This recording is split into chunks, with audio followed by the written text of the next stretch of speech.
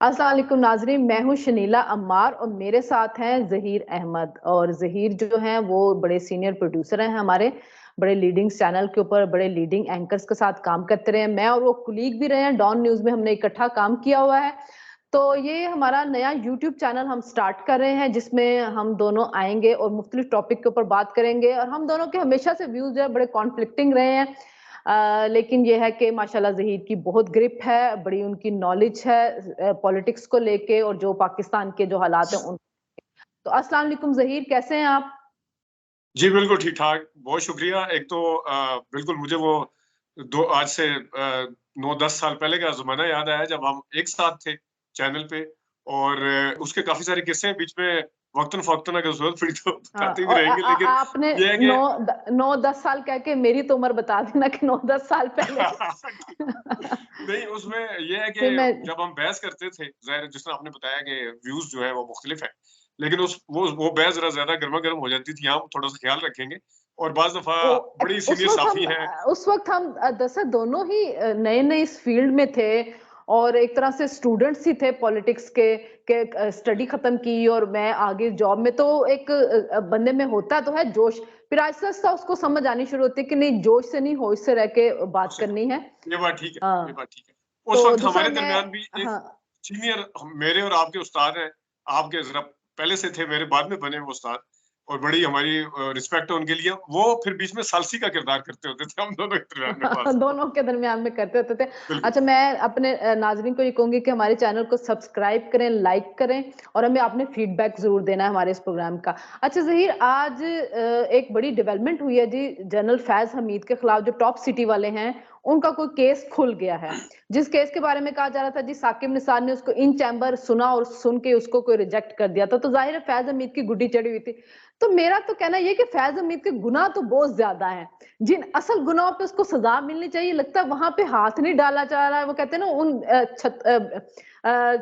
हाथ नहीं डालते उन क्या कहते में ऊपर जिसमें छतों पे सांप होते हैं, खड़े हाँ। या उन सुराखों में जिनमें सांप होते हैं, तो वहां जा नहीं रहे हैं। जनरल बाजवा को आपने छोड़ देना है, तो फैज हमीद के ऊपर आपको लगता है कि सारा नजला गिरेगा?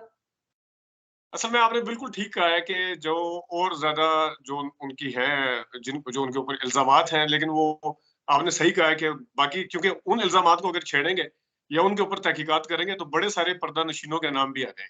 ये एक ऐसा मामला है हाँ, जिसमें जिसके अंदर जो है ना वो एक किसी को अलहदा करके किया जा सकता है, जो भी किया जा सकता है। लेकिन मेरे ख़्याल में ये एक दफ़ा इसका हल निकलना चाहिए, होना चाहिए।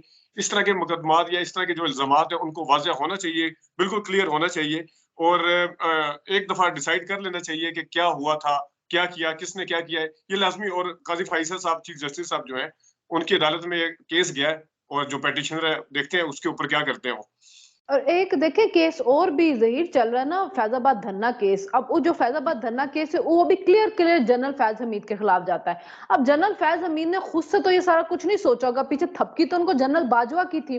लेकिन हम हुँ, लोग शायद हमारे ये है कि हमने आर्मी चीफ को हर हार में बचा लेना होता है और हमने नीचे वाले जो बंदा होता है उसको फंसाना है। शायद अब जो एस्टेब्लिशमेंट सोच रही है कि जी हमारा जो सियासत में रोल था हम उसको रिवर्स बैक करें, तो उस रिवर्स बैक करने के चक्कर में फैज हमीद जो है उसको फंसा दिया जाएगा कि ये काम भी इसने किया, वो किया। बल्कि मेरे नजदीक तो फैज हमीद का सबसे बड़ा गुना जो है वो भी स्टैब्लिशमेंट की हर मर्जी के बगैर तो नहीं होगा, जो उसने 40,000 दहशतगर्द लाके यहाँ पे बसाए और आज हम उसका खमियाजा भुगत रहे हैं। तो जो करने वाले उनके गुनाह है हम उस पर बात नहीं कर रहे हैं और हम उनको फंसा देंगे ऐसी चीजों के अंदर। जाहिर है फैजाबाद धरना भी किया उन्होंने, किया टॉप सिटी वाला भी अगर मामला उन्होंने किया है, एक बंदे को पकड़ा है, तशद्दुद किया है, तो उसका फैसला भी होना चाहिए। लेकिन साथ-साथ क्या इन जो बड़े गुनाह हैं, उनके ऊपर भी पकड़ होनी चाहिए ना? ये तो बिल्कुल आपने बिल्कुल दुरुस्त कहा है कि जो असल मामलात हैं, उनकी तरफ होना चाहिए। इसमें मैं 2 चीज़ें आपको कहूँ, जिस तरह आपने खुद अभी कहा ना कि जिसमें बाकी नाम भी आएँगे या बाकी जितने जनरल बाजवा साहब का भी, बाकियों के भी नाम आते हैं, तो ये जो मामलात रियासती हवाले से चलते हैं या जिस तरह अभी आपने कहा कि उन्होंने कहा कि हम अपने आप को सियासत से अलग करते हैं, ये एक बहुत बहुत बड़ा सवाल है कि वो अलग हुए हैं। लेकिन वो लेकिन हुए इसके हैं कि नहीं? वो जो प्रेस हुए हुए कॉन्फ्रेंसेज़ हो रही हैं, उनको देख के लगता नहीं है। बिल्कुल। अच्छा, इस मामले को ना टॉप सिटी को 2 पॉइंट ऑफ व्यू से लिया जा सकता है। एक तो ये अभी जो हम दोनों इस चीज़ के ऊपर एग्री हैं कि उनको उधर से निकाल के इधर डाला जाए ताकि इधर ये अकेले ही हो, इल्जामात हो। इसके अंदर 2 चीजें हैं। पहली चीज तो ये है कि आपको पता है, आपको के बड़े अच्छे से पता है कि ग्रुपिंग थी अंदर, और ग्रुप जो थे काम कर रहे थे मुख्तलिफ। एक अगर मैं कहूँ, बेनिफिट ऑफ डाउट अगर दूं थोड़ी देर के लिए, लेट्स सपोज कि इनके खिलाफ उस हवाले से भी शायद स्कोर सेटल करने की कोशिश की जा रही है। अच्छा है, बुरा है, वो स्कोर सेटल होना चाहिए जो भी था, लेकिन वो जिस भी नियत से करने की कोशिश की जा रही है, एक तो ये है, बेनिफिट ऑफ डाउट थोड़ी देर के लिए मैं दे देता हूँ। लेकिन जो सबसे अहम इशू ये है कि हमेशा कोई भी इवन रिटायर भी हो जाता है, उसको बचा लिया जाता है, उसको किसी न किसी तरीके से वो करने की कोशिश की जाती है कि बस इनके ऊपर कुछ ना आए, इनके ऊपर कुछ, हाँ, जिस अपने तरह अभी चीफ थोड़ी को, देर, हाँ, चीफ को कुछ हाँ नहीं कहना ना अपने। बिल्कुल। तो जिस तरह अभी मैं थोड़ी देर पहले, थोड़ा सा मैं टॉपिक से हट के अगर बात करूं, इस अभी 10 मिनट पहले मिलिट्री कोर्ट्स के हवाले से बात हुई है कि वो हम्म। शोधा की फैमिलीज आई हैं सारी के, ये हमारी डोमेन है, सारा कुछ है। वो एक सेपरेट टॉपिक है, उसके ऊपर बहस नहीं करते, लेकिन मैं सिर्फ पॉइंट ये रेज करना चाह रहा हूँ कि आपके अगर अपने मामलात होते हैं तो आप कहते हैं कि हमारी कोर्ट्स में चलना चाहिए, हमारा करना चाहिए, लेकिन आपके सियासी मामलात भी हो, आपके ऊपर करप्शन के केसेस भी हो, आपके ऊपर कोई इस किस्म का हो, आप उनको इस सिविल कोर्ट से भी बचा के ले जाते हैं किसी तरीके से। मैं अगेन कहूंगा कि अगर जनरल फैज ने टॉप सिटी वाला भी अगर किया है, चले बाकी मामलात अगर आप उसको अभी फिलहाल नहीं खोलना चाह रहे, ये इसके ऊपर मैं बिल्कुल आपसे एग्री करता हूँ, लेकिन कम से कम एक दफा इसका फैसला जरूर होना चाहिए कि कौन कितना कसूरवार था, किसने कितनी करप्शन की हुई है, हाँ, अगर हाँ, करप्शन को हाँ। लेके भी करते हैं। देखिए, इसमें मैं आपके साथ एग्री कर रही हूँ, और होना भी यही चाहिए कि जो टॉप सिटी वाला मामला है ये सिविल कोर्ट में चले, सुप्रीम कोर्ट में चले। जनरल आए, अगर उसने तशद्दुद किया, अगर उसने ये सारा कुछ किया है, वहां पे ये मामला आना चाहिए, ठीक है, वो नहीं। लेकिन मैं सिर्फ ये कह रही हूँ कि बड़े बड़े गुनाह जो है ना, आप अगर उसको भी एडमिट करवाएं और आप लोग माने कि आपसे गलतियां हुई हैं, ये नहीं हो सकता कि आप एक बंदे को फंसा दें और बाद में कह दें जो दहशतगर्द आए हैं, जाहिर है कहीं तो बैठ के उसका फैसला किया गया था ना कि उनको लाना, लाके बसाना। हम सिविल हुकूमत को तो उस पर कर देते हैं, लेकिन असल में मामला आपकी तरफ से है। अच्छा, इन्हीं दहशतगर्दों के ऊपर जहीर बात करते हैं, तो जो साबिक सदर हैं अमेरिका के, डोनाल्ड ट्रंप, उनका एक बयान आया है जिसमें उन्होंने कहा कि जी, ईरानी कमांडर जब उसको हमने मारा तो इमरान खान ने मुझे खुश कॉल करके, मैं बड़ा खुश हूँ, मेरी जिंदगी का बड़ा अहम दिन। ये इमरान खान की मुनाफिकत नहीं नजर आ रही? देखें, एक तरफ तो आप उसामा बिन लादेन को कह देते हैं शहीद, पार्लियामेंट के अंदर खड़े होके। आप तालिबान को कह देते हैं कि जी वो हमारे भाई हैं और हम उनको लाके बसा रहे हैं, हम उनसे मुज़ाकरात करते हैं, उनसे आप जीत नहीं सकते। मैं तालिबान के साथ मुज़ाकरात को वो बेहतर समझते हैं सियासी जमातों से। दूसरी तरफ आप अमेरिका को जो बंदा दहशतगर्द लगता है उसके कत्ल के ऊपर आप खुश हो रहे हैं, आप डोनाल्ड ट्रंप को मुबारकबादें दे रहे हैं। तो दहशतगर्दी का म्यार बदल क्यों जाता है आपके लिए? इसमें शर्मिला, सबसे पहले तो बात यह है कि बयान के ऊपर मैं बाद में आता हूँ, उस बयान के हवाले से उसकी कितनी वो है, लेकिन सबसे पहले डोनाल्ड ट्रंप की जो क्रेडिबिलिटी है वो आपके सामने है। डोनाल्ड ट्रंप ने ये बात जो है वो कहा जाता है कि किसी रैली से खिताब करते हुए कही बताई है, डिस्क्लोज की है।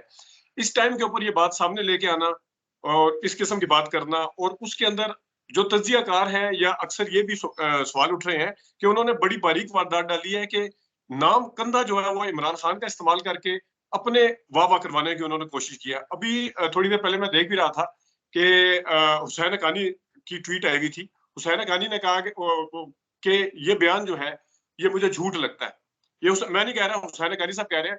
अगरचे उन्होंने आगे जाके कहा कि इस तरह पीटीआई के जितने वोटर सपोर्टर है उनको पता चल जाना चाहिए कि जो इमरान खान साहब कहते थे कि डोनाल्ड ट्रंप डोनाल्ड ट्रंप का जो उसके अंदर मेरे लिए बहुत नरम गोशा है या मेरे हक में है या मेरे फेवर में, उनको समझ आ जानी चाहिए कि इस तरह की कोई चीज नहीं थी। लेकिन अब मैं आता हूँ, मतलब पहले तो इसके ऊपर कि डोनाल्ड ट्रंप का ये लेकिन बयान इस टाइम पे देखिए, आना। हसैन हक्कानी जो है ना, उसके अपने बाइसेस भी हैं डोनाल्ड ट्रंप के अगेंस्ट ना, तो हम उसको भी देख सकते हैं। क्योंकि अमेरिका में एक तबका तो है जो डोनाल्ड ट्रंप को पसंद नहीं करता, और डोनाल्ड ट्रंप को जो वो तबका पाकिस्तान में इमरान खान को पसंद नहीं करता, तो वो कहते थे कि डोनाल्ड ट्रंप जो है वो एक तरह से पाकिस्तानी इमरान खान है। तो डोनाल्ड ट्रंप, ये में चीजें तो ये हैं, लेकिन अभी तरदीद, जाहिर है इमरान खान जेल के अंदर है, वो इस मामले की ना तरदीद कर सकते ना तस्दीक कर सकते। लेकिन वो एक इलेक्शन कैंपेन के अंदर ये बात किसी भी एक साबिक वजीर आजम के बारे में ऐसे झूठ बोल के नहीं कह सकते हैं। नहीं, उसमें मैं अगेन यही बताऊं ना कि उन्होंने जो एक पूरी रीजन दी है ना कि वो बड़े वजीह क्रिकेटर थे, फिर उन्होंने बेसबॉल की मिसाल दी कि हाँ, बेसबॉल बड़े का फलाना खूबसूरत प्लेयर था, इंसान है और वो अच्छा खूबसूरत है है, तो फलाना है। वज़ीर-ए-आज़म तो है, उन्होंने पूरा हैंडसम एक वज़ीर-ए-आज़म। सोचे-समझे उन्होंने पूरी सोची-समझी जो भी उनके ज़हन में था, इसका ऑब्जेक्टिव जो भी है, मकसद जो भी है, लेकिन उस मकसद के ऊपर सवालात उठते हैं कि एक तो इस टाइम पे, इस जगह पे आके बात करना, पहले उन्होंने इमरान खान को की तारीफ़ें की हैं, उसके बाद क्योंकि अगर इमरान खान की तारीफ़ें ना करते, तो उनकी बात का हो सकता है कि उस तरह से मतलब ना लिया जाता। उन्होंने बड़ी बारीक वारदात जिसे कहते हैं ना, वो डाली है और उसके बाद उन्होंने जाके कहा कि देखें जी, उनका ये मानना था। अब क्योंकि ईरान के हवाले से या कासिम जो जनरल कासिम सुलेमानी के हवाले से जो भी था, वो डोनाल्ड ट्रंप उस चीज़ का क्रेडिट लेना चाहता था। तो ये भी कहा जा सकता है। इसके ऊपर अभी तहकीकात होनी चाहिए या उसके ऊपर कम से कम मज़ीद सामने आना चाहिए कि डोनाल्ड ट्रंप के साथ ये बात की थी। हाँ, अगर ये बात की है तो फिर जो आपके खदशात और सवालात आपने उठाए हैं, इमरान खान साहब के हवाले से, फिर वो उसको उसमें मैं किसी हद तक एग्री भी करता हूँ आपसे। लेकिन अगेन मैं जो साख है, क्रेडिबिलिटी है जो डोनाल्ड ट्रंप की, वो सबके साथ। उसकी वजह से भी आप इमरान खान को बेनिफिट ऑफ डाउट देंगे। बिल्कुल। लेकिन मेरा ख्याल है, लेकिन ये कि जो बाइडेन है वो अगर इमरान खान से नाराज है तो उसकी वजह एक ये भी है कि उस वक्त इमरान खान वजीर आजम थे जब ये जो बाइडेन के इलेक्शन हो रहे थे, तो पाकिस्तान की एम्बेसी ने डोनाल्ड ट्रंप के लिए कैंपेनिंग वहां पे की थी, जिसकी वजह से जो बाइडेन था वो जब इक़्तिदार में आया तो उसने इमरान खान की ना कॉल अटेंड की और ना उससे बात की कि उसको गुस्सा था इस चीज का। अच्छा, अभी जो सदर सर आरिफ मैं एक अलवी चीज़ हैं ऐड करना उन्होंने। चाह रहा हूँ, जो जी जी। जो बाइडेन की जो चीज़ है, जो बाइडेन सिर्फ इमरान खान से नाराज़ नहीं थे, वो बाद में 16 माह की हुकूमत रही है, उनके साथ भी उनके ताल्लुकात ठीक नहीं थे। तो ओवरऑल वो पाकिस्तान की पॉलिसी के हवाले से ही मुझे नाराज़ पॉलिसिस लगते हैं। जी तो सिर्फ जी इमरान वो खान को टारगेट करना जो है ना, हाँ, वो नहीं नहीं नहीं, लेकिन ये था कि इमरान खान का ये था मसला कि वो डोनाल्ड ट्रंप के लिए उसका नरम गोशा था, क्योंकि डोनाल्ड ट्रंप का भी इमरान खान के लिए नरम गोशा हाँ, था। ये बात ये तो इंटरनेशनल रिलेशन में दूसरी बात है कि नहीं, वो ठीक है, लेकिन जो मतलब पाकिस्तान की उस पॉलिसी बुनियाद के ऊपर जो जो बाइडेन को ये नहीं कह सकते कि वो इमरान खान इस्टेब्लिशमेंट की, हाँ, इस्टेब्लिशमेंट की जो पॉलिसीज थी ना, उसको लेके नाला थे कि आपने अमेरिका में अफगानिस्तान में हमारी मदद नहीं की और अफगानिस्तान के अंदर जो हम वार जीत सकते थे वो वार जीतने में आप हमारे रास्ते में रुकावट बने। और जो हम अभी भी कहते हैं ना, जो नेटो $5 अरब का असला छोड़ के गई, वो एवं नहीं छोड़ के गई, वही सारा असला हमारे ऊपर चल रहा है। अच्छा, अभी जो सदर आरिफ अलवी ने निगरान वजीर आजम काकर को खत लिखा है कि जी लेवल प्लेइंग फील्ड दी जाए पीटीआई को, और पीटीआई वाले जो हैं उनके हशात हैं उनको किया जाए, लेकिन असल में मसला ये है कि जो लेवल प्लेइंग फील्ड है वो तो कह देंगे जी हमने दे दी है, आपकी पार्टी के लोग जो इलेक्शन में खड़े हो जाएंगे, आपको निशान भी मिल जाएगा। इमरान खान ने तो बाहर नहीं आना, अगर वो लेवल प्लेइंग फील्ड मांगी जा रही तो वो तो नहीं मिलनी इलेक्शन से पहले। इसमें देखिए आरिफ अलवी साहब के ऊपर जब से कुछ आपको पता है पीटीआई के हल्के खुद सुनने में आया था कि चेयरमैन पीटीआई इमरान खान साहब जो है वो खुद कोई इतने ज्यादा खुश नहीं थे। यही वजह कि हामिद मीर को इंटरव्यू देते हुए उन्होंने एंड पे ये कहा था उस चीज को फिजल आउट करने के लिए कि मेरा लीडर आज भी इमरान खान है, जिसके ऊपर बाद में तनकीद भी हुई थी। तो सदर आरिफ अलवी साहब इस वक्त जो है वो गुडी गुडी करने के चक्करों में हाँ, पीटीआई के साथ। और एक अच्छा वो जो लेटर लिखा है उसको वो लिखा दोनों तो नहीं है, साइडों को लेकिन खुश रखने की कोशिश कर रहे हैं। हाँ, उसकी जो खबर आई है सामने, उस खबर में हम्म। एक तरफ वो निगरान हुकूमत को कह रहे हैं कि बराबर का आर्टिकल 41 के तहत मिलना चाहिए सबको, इख्तियारात मिल और सबको हकूक मिलने चाहिए, इलेक्शन में हिस्सा लेने के हकूक मिलने चाहिए। यानी जो भी पीटीआई की तहफ़्फ़ुज़ात हैं, वो एक तरफ तो वो सामने लेके आ रहे हैं। लेकिन यहाँ पे भी उन्होंने बड़ी बारीक वारदात के साथ आगे आगे जाके ये भी कहा है कि आपके जो बयानात हैं वज़ीर-ए-आज़म को, निगरान वज़ीर-ए-आज़म को, आपके जो बयानात हैं, इनसे मैं मतलब मैं मुतमिन हूँ, मुसावी उसके। तो जब आप मुतमिन हैं, मुसावी उसके हवाले से फिर लेटर लिखने का और पीटीआई का लेटर लिखने का और साथ उनका लेटर भेजने का मेरे ख्याल में कोई इससे तुक नहीं बनती। ये तो वो एक अपना आरिफ जितना मेरे ख्याल में डबल रोल आरिफ अलवी ने अदा किया ना, उतना मेरे ख्याल में पीटीआई के किसी बंदे ने नहीं किया।